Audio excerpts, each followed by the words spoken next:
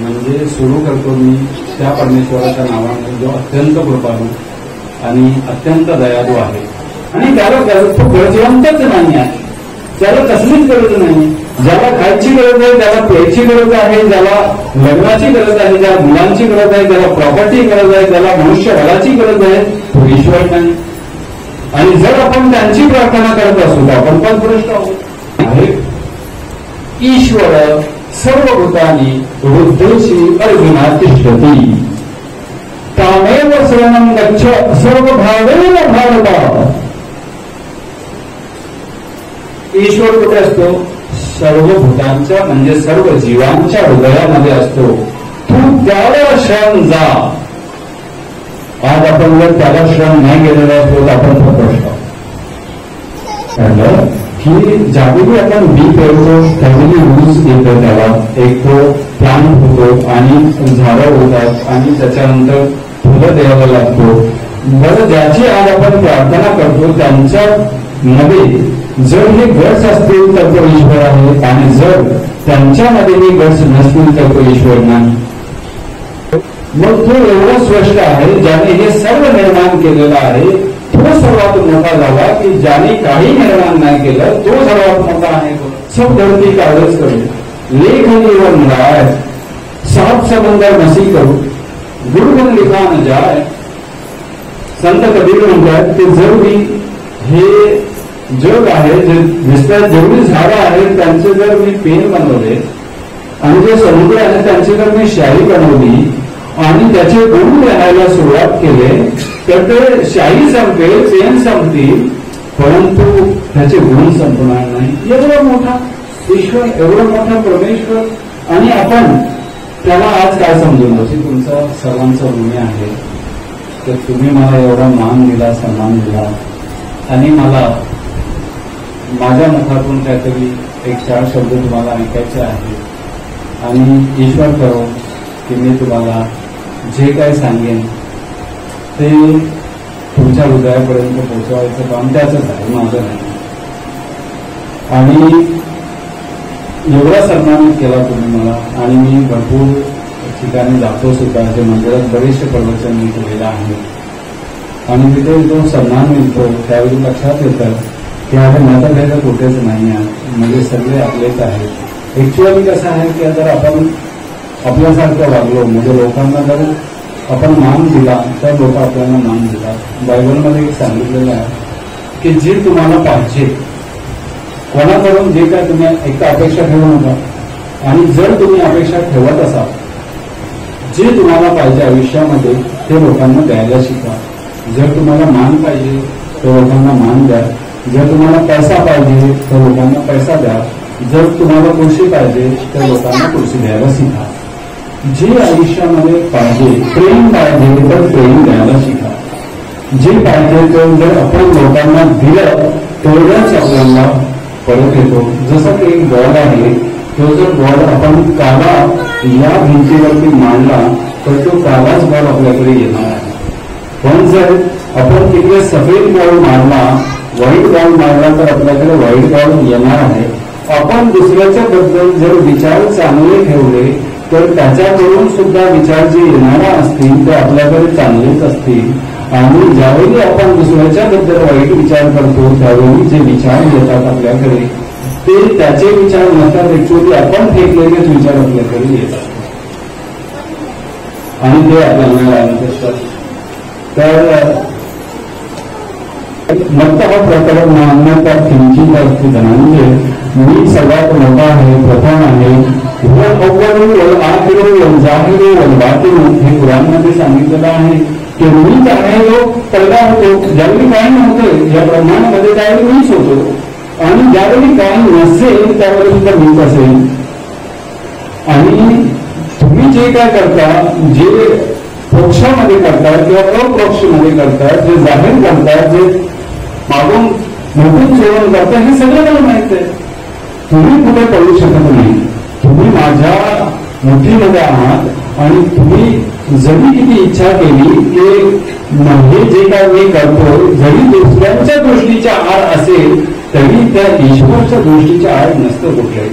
त्याचा एक्झाम्पल जर आपण घेतला तर आज आपण बघा की आज सीसीटीव्ही कॅमेरा आहे, त्याच्यामुळे आपल्याला हे लक्षात येतं की सीसीटीव्ही कॅमेरा तुम्ही इथे काही करा, इथे कोण असो किंवा नसो तो तुम्हाला कॅप्चर करतोय, त्याचा फोटो तो घेतोय.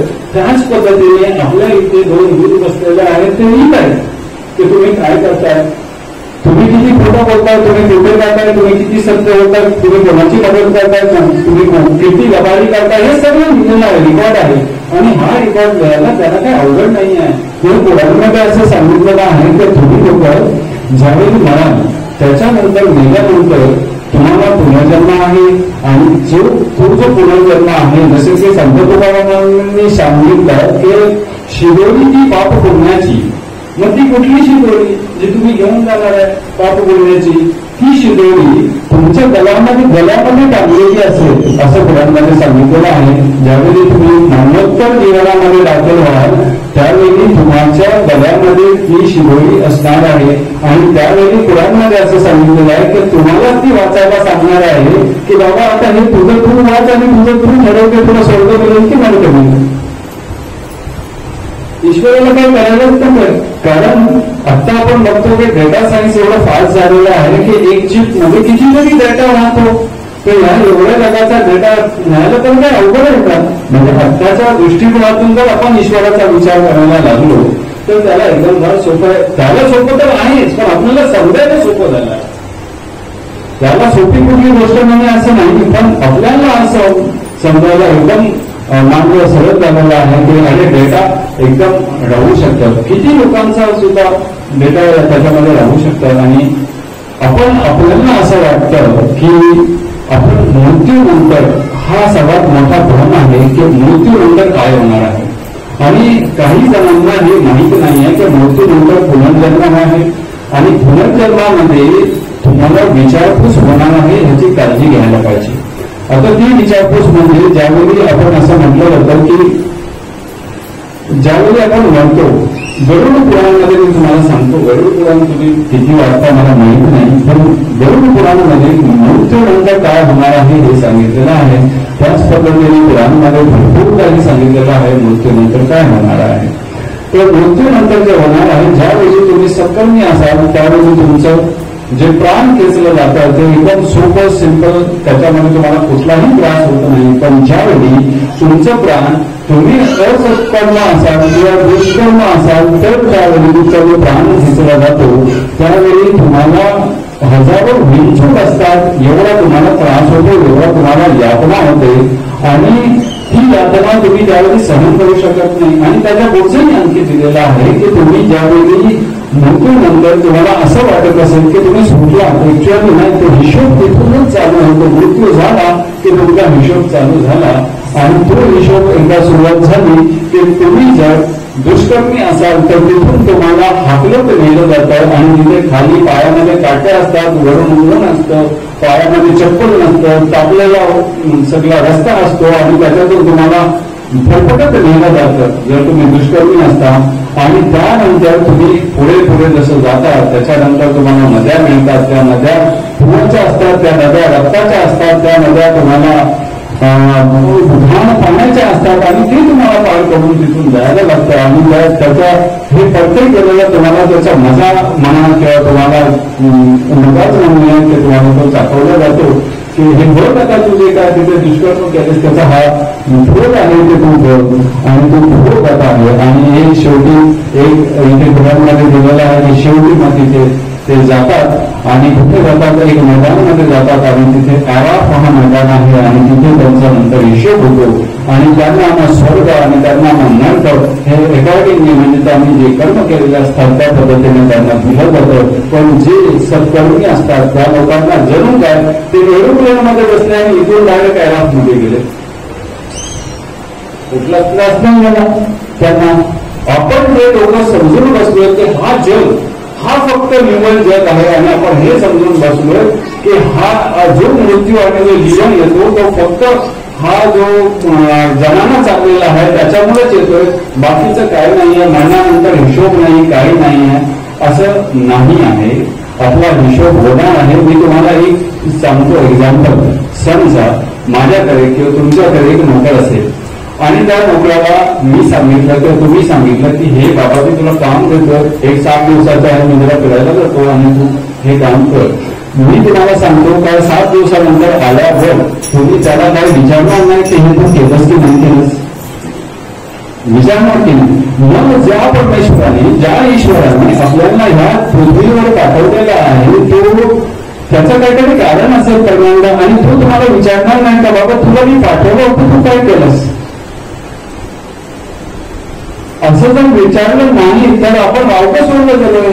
असं जर विचारलं नाही तर हे सगळं भागीदारीचं केलं आहे म्हणजे त्याला काय कारण नाही, त्याने फक्त मजासाठी बनवून दिलं. खेळ खेळ में उसने बनाए सब कुछ, ऐसा तो नहीं हुआ ना, कुछ तो मकसद होता.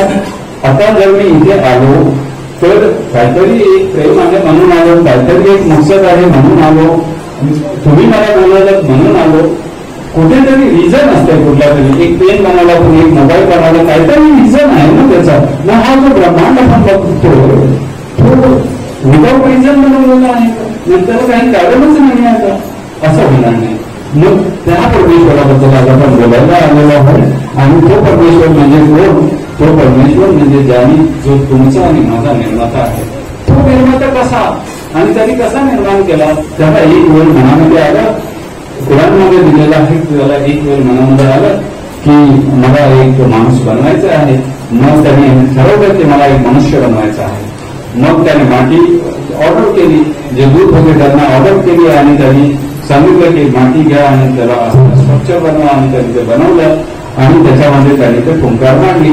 आणि त्यांनी फुंकल्याच्या नंतर जे आपण म्हणतो ना आपण अंश आहोत त्याचा, म्हणजे ते फुंकार मांडली. आणि त्याच्यानंतर तो मनुष्य झाला.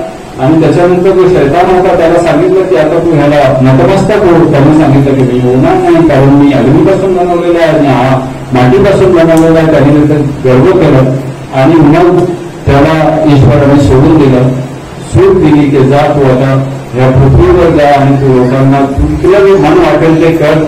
आणि तोच शैतान आज निगेटिव्ह विचार, शैतान म्हणजे निगेटिव्ह विचार जे आपल्याला प्रत्येक वेळेला ज्यावेळी आपण पॉझिटिव्ह विचार करतो, ज्यावेळी निगेटिव्ह विचार येतात, तो हा जो शैतान आहे तो आपल्याला करत असतो.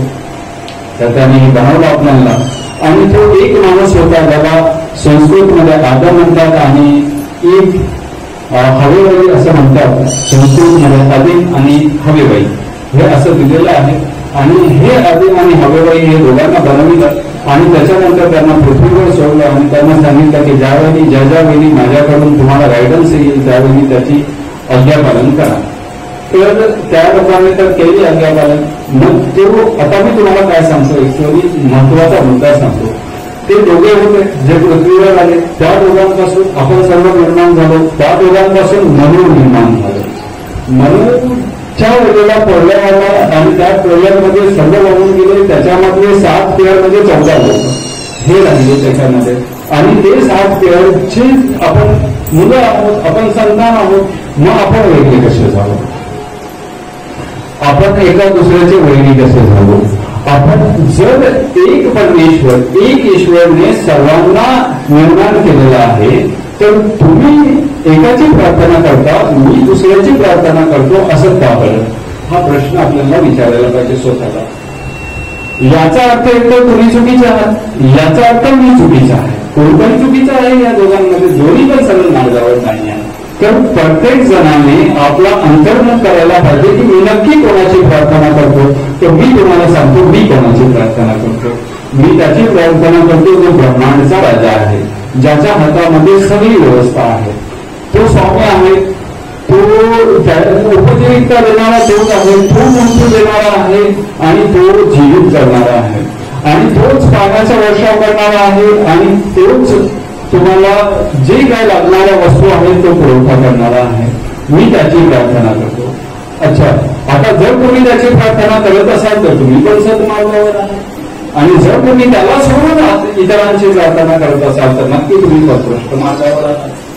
हे क्लिअर कट आहे. जर आपण काय वेगळं असं होतं की आपण मानतो, जर मी तुम्हाला विचारलं की हे ब्रह्मांड कोणी बनवलं, मी जर तुम्हाला विचारलं की तुम्हाला कोणी निर्माण केलं, हा पाणी कोण पाठवतो, किंवा हा सूर्य कोणाचा, हा चंद्र कोणाचा, हा आकाश कोणाचा, ही पृथ्वी कोणाची, हे कोणी बनवलं, कोणी निर्माण केलं, कोणी असं म्हणू शकत नाही किंवा कुठल्या पुस्तकात असं लिहिलेलं नसेल की हे मी बनवलं, असं असेल का? ज्या कोणी मनुष्याने पुस्तक लिहिलेलं असेल त्यांनी कधीही हे लिहिलेलं नसेल की हे मी बनवलं. पण ग्रंथामध्ये हे लिहिलेलं आहे, कुराणमध्ये आहे, बायबलमध्ये आहे, गीतमध्ये आहे, मी बनवलं. म्हणजे हे ग्रंथ जे आहेत हे ईशबोधानुसार हे तुमच्यापर्यंत पोहोचलेले आहेत आणि ते ईश ग्रंथ जर आपण स्वीकारले नाही तर आपला मार्ग जो असेल तो पथभ्रष्ट असेल आणि जर आपण ते स्वीकारलं तर आपण सरळ मार्गावर आहोत. मग जे ग्रंथ आले त्यामधला पहिला ग्रंथ होता तो वेद, त्याच्यानंतर जो ग्रंथ आला तो जबूर, त्याच्यानंतर जो ग्रंथ आला तो बायबल आणि शेवटचा जो ग्रंथ होता तो कुराण. आता हे ग्रंथ सर्व ईशबोधानुसार सर्वांना आलेले आहेत आणि त्याचा अध्यापन करणं हे आपलं गरजेचं आहे. पण आजची दशा आपली अशी आहे की आपण त्या ग्रंथाच्या बाजूलाच जात नाही. आपण काय करतो की जी लोक ग्रंथ घेऊन आली आणि जी लोक आपल्याला मार्ग दाखवायला आली आपण त्यांनाच ईश्वर बोलून समजून बसलो आणि आपण त्यांचीच प्रार्थना करायला लागलो. जर आपण असं करत असलो तर आपण पथभ्रष्ट आहोत. कारण ज्यांनी जो कोणी मनुष्य आहे, जो कोणी जन्माला आला, आईच्या पोटातून जो कोणी जन्माला आला तो ईश्वर नाही, हे सत्य आहे. कारण वेदमध्ये दिलेला आहे न कशा कशी जनिता न जडिता, म्हणजे तो त्याची कुठलीही संतान नाही आणि तो कोणाची संतान नाही. जर असं आहे तर जो कोणी आणि त्याला तो गरजवंतच नाही आहे, त्याला कसलीच गरज नाही.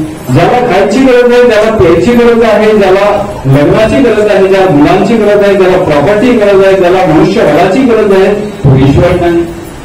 आणि जर आपण त्यांची प्रार्थना करत असू तर आपण पथभ्रष्ट आहोत. हे सरळ सरळ ग्रंथामध्ये दिलेलं आहे. तसंच एकम जाऊन देवी ते नाचते ना नाचते किंचन, ब्रह्म एकच आहे. तुमचा असो किंवा माझा असो तो ब्रह्म एकच आहे. तुमचा स्ट्रक्चर जर बघितला आणि माझा स्ट्रक्चर जर बघितला तर सेम आहे, बॉडी सेम आहे, जे काय आपण खातो पितो ते सेम आहे, आपल्याला पुरवठा सुद्धा सेम आहे. मग आपले ईश्वर दोन कसे असतील बरं? मग आपण त्यावरून दोघांची प्रार्थना करतो बरं? हे पंथ कसे निर्माण झाले बरं? याचा विचार आपल्याला खोल करायला हवा की आपण नक्की कुठल्या मार्गावर चाललेलो आहोत याचा विचार नक्की करायला हवा. भगवद्गीतामध्ये सांगितलेला आहे ईश्वर सर्वभूतानी हृदयशी अर्जुना तिष्ठती तामेव शरणं गच्छ सर्वभावेन भारत. ईश्वर कुठे असतो? सर्व भूतांच्या म्हणजे सर्व जीवांच्या हृदयामध्ये असतो. तू त्याला शरण जा. आज आपण जर त्याला शरण नाही गेलेलो असतो तर आपण पथभ्रष्ट. तामेव शरणं गच्छ, त्याच्या पुढे सांगितलं सर्व धर्मांना प्रतिज्य मामेकम शरणं वर्ज.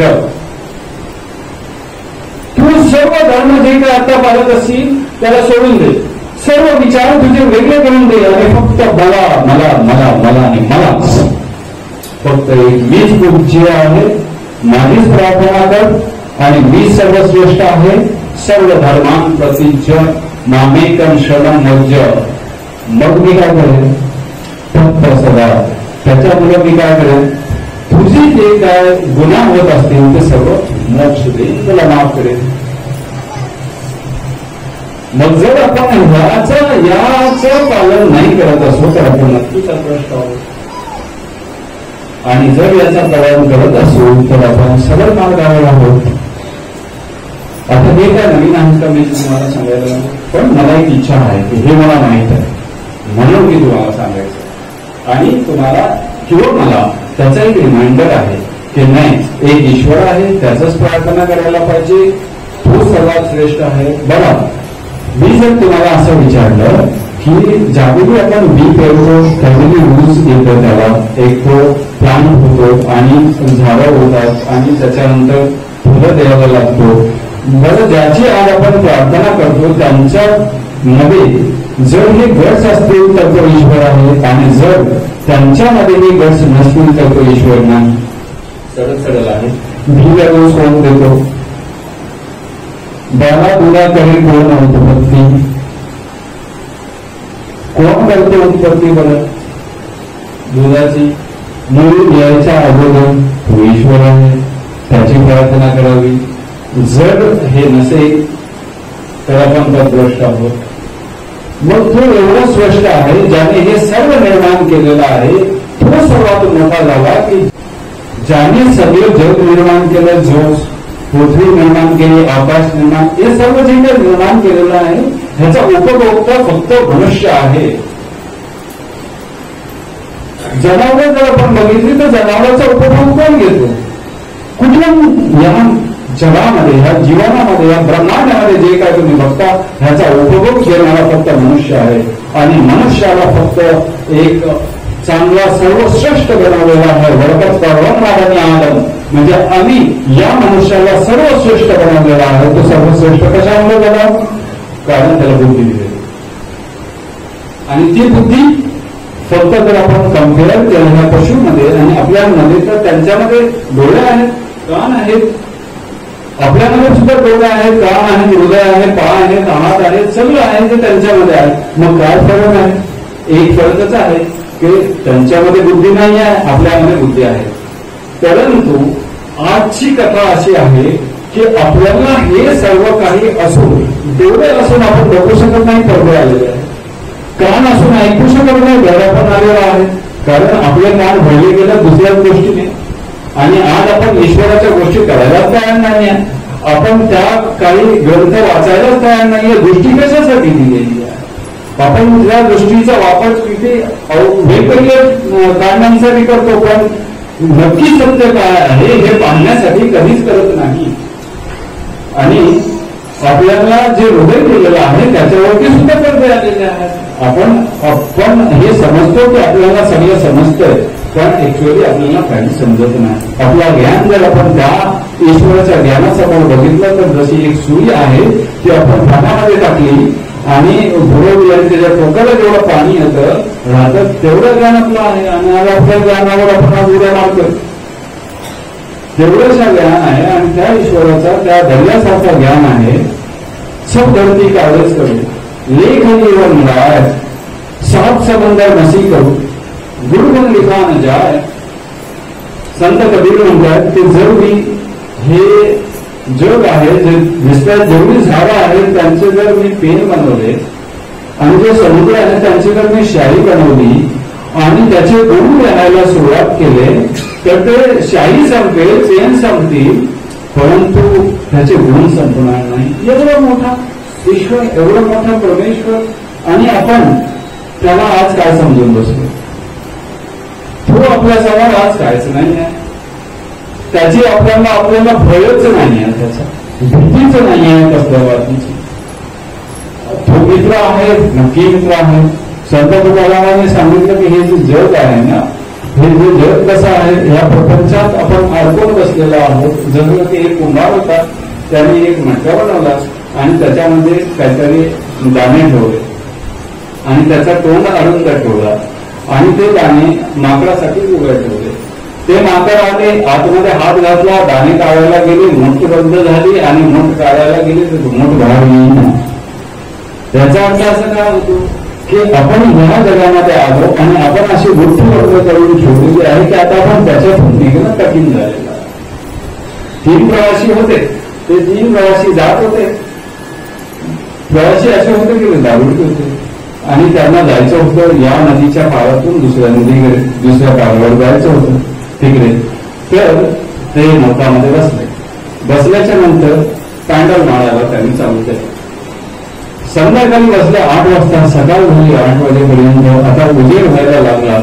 ते लोक थकले आणि थकल्याच्या नंतर त्यांनी बघितलं की आता दुसरा काय जो किनारा आहे तो काय भेटेना त्यांना. म्हणून त्यांना लक्षात आलं आता उजेड झाला. उजेड झाल्याच्या नंतर असं बघितलं की अरे आपण त्याची जी रस्सी बांधलेली होती ना तीच सोडायला विसरलो. आज आपली गंमत अशी झालेली आहे या जगामध्ये. या जगामध्ये आपण जे आलेलो आहोत ते आपण रस्सी ह्या जगाशीच बांधलेली आहे आणि आपण सोडायलाच विसरतो आणि आपण प्रवासाच्या मार्गावर चाललेलो आहोत. हा जग तुमच्यासाठी आजमाईश आहे. आजमावतो तुम्हाला. तुम्हाला जर पैसा प्रॉपर्टी, धन, दौलत हे जे काय मिळतं हे तुमच्यासाठी नसताना ही तुमची प्रॉपर्टीच नाही. ही ज्यावेळी आपल्याला समजली की ही प्रॉपर्टी दिलेली आहे, ही कुणाची तरी वस्तू आहे, ही अनामत आहे, ती माझ्याकडे दिलेली आहे ईश्वराने, ह्याच्यावरती फक्त माझा हक्क बसत नाही, याच्यावरती गोरगरिबांचा सुद्धा हक्क बसतो. तर मला हे देणेकरी आहे, मी द्यायला पाहिजे आणि तरच आपण ईश्वर प्राप्ती करू शकतो. जर आपल्याला योग करायचा असेल त्याच्यामध्ये, तर योग म्हणजे आज जो काही योगा शिकवायला जातो तो नाही लोकांना. योग म्हणजे संबंध, योग म्हणजे जॉईनिंग. तर तुम्ही कधी योग करू शकता हे असं करून योग होतं का? असं होत नाही. आज जे शिकवलं जातं ते फक्त फिजिकल एक्सरसाइज शिकवलं जातं, मला वाईट वाटतं आणि त्याला योग म्हणतात. खरंच सांगतो सर, फार वाईट वाटतं आणि त्याला योग म्हणतात. योग म्हणजे ज्यावेळी आपण ईश्वराच्या जवळ जातो, ईश्वराच्या जवळ फिजिकल एक्सरसाइज करून जात नाही, हृदयाने जातो.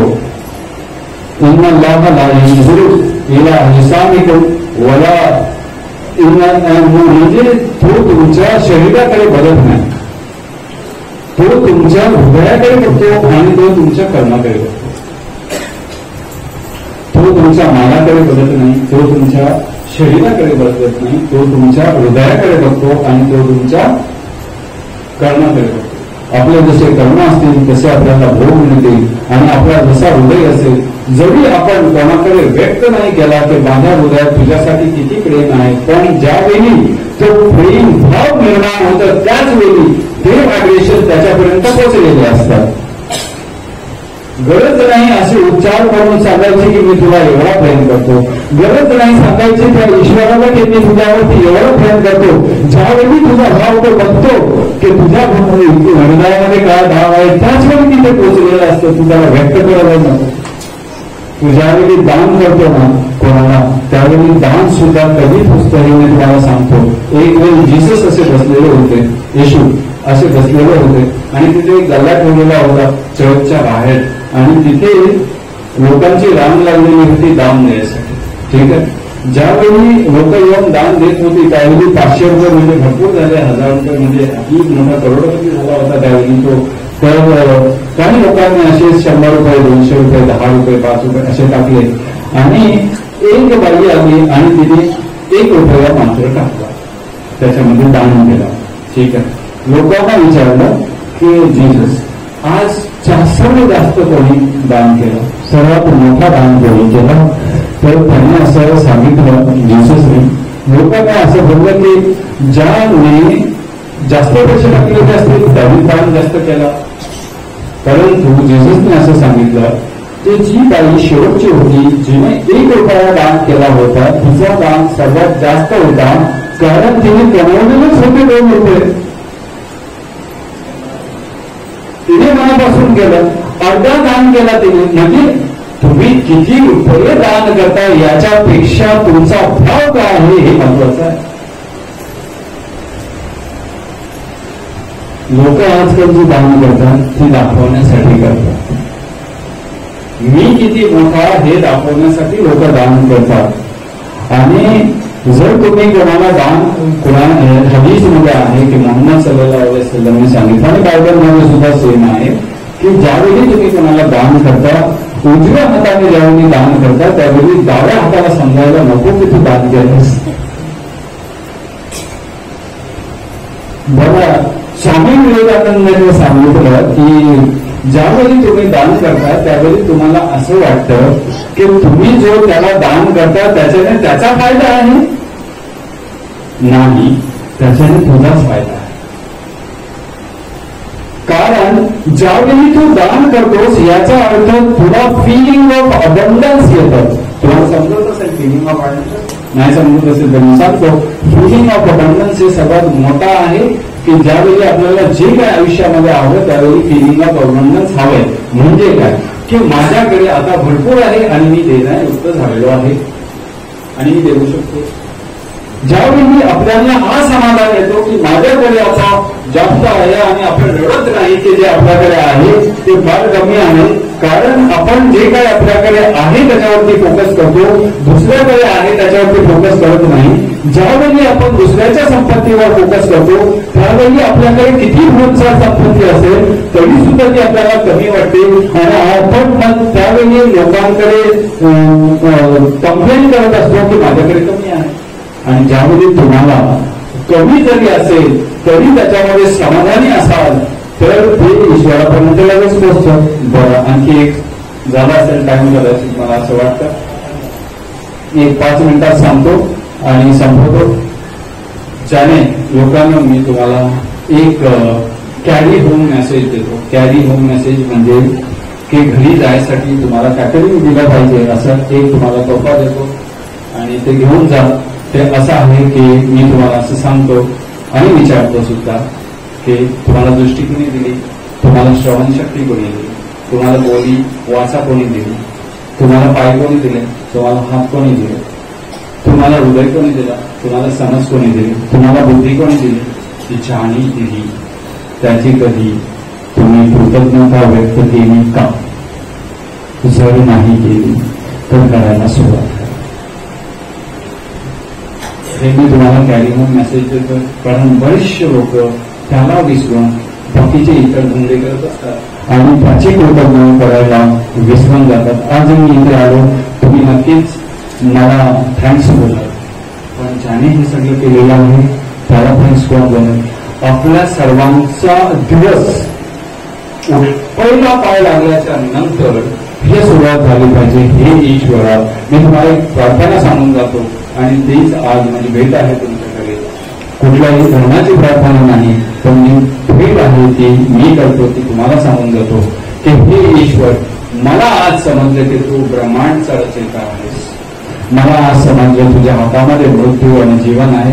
जे काय तुम्हाला त्याची स्तुती करायची असेल ते तशी करा. आणि मला माहित आहे की तूच पालन करता आहेस, तूच उपजीविका देणारा आहेस आणि तूच स्वामी आहेस, तूच समर्थ आहेस. मला आज समजलेलं आहे. मी आज तुला माझ्या हृदयाने श्रम जातो. प्रत्येक दिवसात सकाळ झाली की ही प्रार्थना झाली पाहिजे. मी तुला आज श्रम जातो आणि मी जे काही तू आज मला दिवस नवीन दिलेला आहे त्याचा मी कृतज्ञ आहे.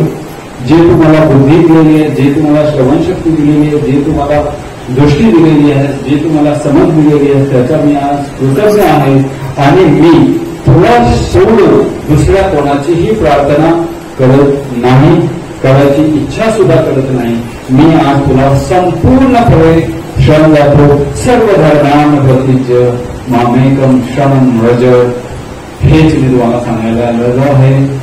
आणि मला असं वाटतंय की जे पुन्हा एकदा मी तुमच्या समोर आभार व्यक्त करतो की तुम्ही मला इथे बोलवलेलं आहे आणि तुम्ही मला 4 शब्द बोलायची संधी दिलेली आहे. आणि ह्याच्यामध्ये जर काय तुम्हाला असं वाटत असेल तर तुम्ही मला बोलू शकता आणि काही मी सुधारणा करण्यासाठीच मी बोलत आहे माझ्यामध्ये. आणि मी असं काय कोणाचा मन दुखेल असं काही कधी बोलत नाही, पण मला असं वाटतं ते मला माहीत आहे ते लोकांपर्यंत पोहोचावं आणि त्यांचं सर्वांचं जीवन भरभराटीचं व्हावं हीच माझी इच्छा आहे. आणि ईश्वरच्या मी प्रार्थना सुद्धा आहे. तो हिंदू असो, तो मुस्लिम असो, कोणी कुठल्याही जातीचा असो, तुम्ही मला एवढे 30 वर्ष बघत आला आहे आणि म्हणून तर तुम्ही मला आज इथे बोलवल्यानंतर मी आहे. आणि खरंच सांगतो की मी ज्यापासून या मार्गावर आलो की जे मला ज्ञान आहे ते लोकांपर्यंत पोहोचवायचं, तिथपासून लोकांचं प्रेम माझ्या भोवती भरपूर वाढलेलं आहे, कारण मी लोकांना प्रेम द्यायला लागलो. Thank you very much.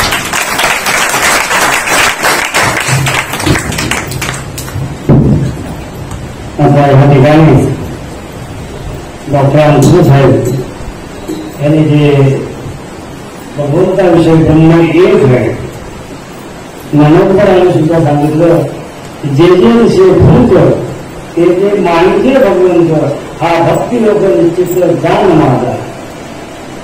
प्रत्येक भूतामध्ये जो दिसतो तो भूत नव्हे, जे विषय भूत ते मानिते भगवंत. आम्ही स्वतः देवाला देव मानत नाही, ते भूताला काय देव मानणार, असं मोठा विषय वेळ काही बोलता येत नाही. अतिशय डॉक्टर असून सुद्धा त्यामुळे हा अध्यात्म विषय हा जोपासला आहे. अध्यात्म विषयची आवड असणं सुद्धा ही शक्ती आहे. नाही, शक्ती आहे, सेवा विषय नंतर आहे, डॉक्टरी सेवा आहे, पण अध्यात्म ही शक्ती आहे. कारण ती शक्ती आल्याशिवाय अध्यात्माची आवड होत नाही. कारण अध्यात्म पहिला आवडायला लागतं, त्यानंतर ते कळावं लागतं आणि त्यानंतर ते लोकांना सांगितलं जातं. त्यांनी सांगितलं, मला जे ज्ञान प्राप्त झालं ते ज्ञान देण्यासाठी मला भार पडावं लागलं आणि ज्या वेळेला ज्ञान दिलं त्यावेळेला प्रेम मिळाला. बॉल टाकला, बॉल रिटर्न आला कधी, ज्या फोर्स टाकला त्या फोर्स रिटर्न आला. आम्ही लोकांना काही देतच नाही, लोकांकडून फक्त घ्यायची अपेक्षा करतो. असं बरोच विषय आहे. असू दे, या ठिकाणी त्यांनी आपल्याला अतिशय वेळ दिला त्याबद्दल आमच्या देवसुरे वाक्य संप्रदाय मधले त्यांचा सत्कार करू. आमचे डॉक्टर शंकर गवळे यांनी त्यांचा सत्कार करावा असं त्यांना विनंती करतो.